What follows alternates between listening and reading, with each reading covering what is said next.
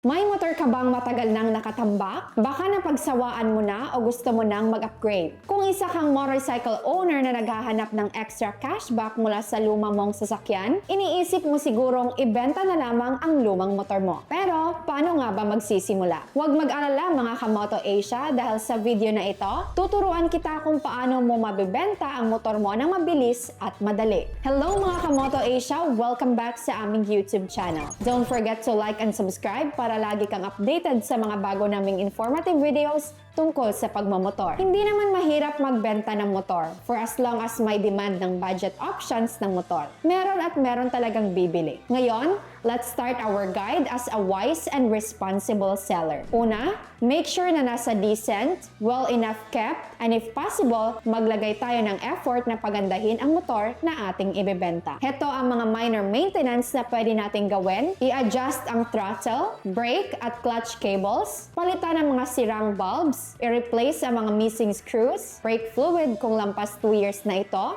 i-test ang battery kung may problem ba ito, palitan ang brake pads, grasahan o i-lubricate ang parts na dapat lagyan ng lubricant, at palitan ang engine oil. At huwag kakalimutang i-bike wash din ito. Next ay ihanda ang mga papeles nito. As much as possible, dapat complete ang papers ng ating ibebentang motor. Kabilang dito ang Certification of Registration o CR, OR, Deed of Sale, LTO clearance, at mag-prepare na rin ng 1 photocopy ng original ID ng owner ng motor in case na gustong i-verify ni buyer na ikaw talaga ang may-ari ng motor. Sunod naman ay ang repair and maintenance ng ating motor. Be as honest as possible pagdating sa part na ito. Alamin mo ang lahat ng mga parts na napalitan mo na sa motor. Kadalasan na pinapalitan sa motor ay ang chain at sprocket, tires, parts ng braking system at ang motor oil. Isali mo na rin ang mga modifications na ginawa mo sa motor tulad ng repainting, decals, and other modifications. Take note na kapag may damage, possible na maghahagel o tatawad si buyer sa price o kaya ay medyo maiilang si buyer na bilhin ang motor.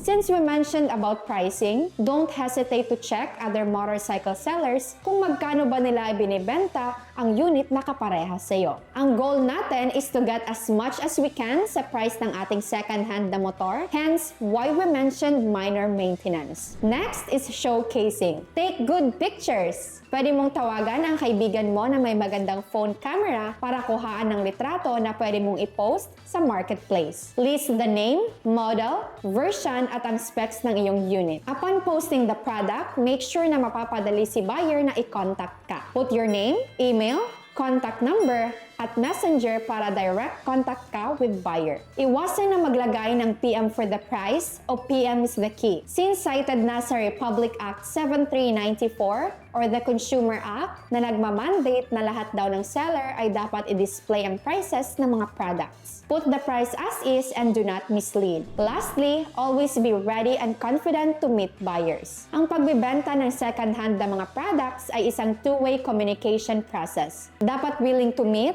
and if possible, sa public place kayo mag-meet up. Dapat willing ka ring ipa-test drive ang iyong motor sa customer. Consider making a deposit sa buyer kung gusto niyang ipa-reserve ang iyong unit para iwas bogus buyer at scam. I-document mo ang iyong meet up at gumawa ng official recipient para sa deposit o down payment. At ayan na nga mga Kamoto Asia ang mga dapat gawin kapag magbebenta ng second-hand na motor. Sana ay nakatulong ang aming video para mabenta mo ang iyong motor. Salamat sa panonood at kita-kits ulit tayo sa susunod naming videos.